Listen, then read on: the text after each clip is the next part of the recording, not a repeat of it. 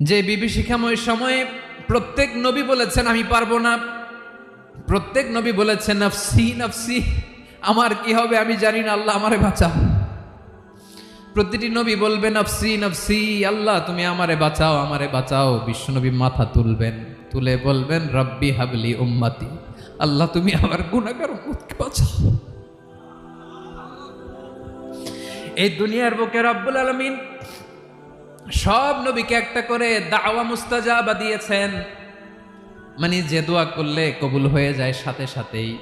দাও বিহা, দুনিয়ার সব নবীরা ওই দোয়াটা দুনিয়ায় করে ফেলেছে।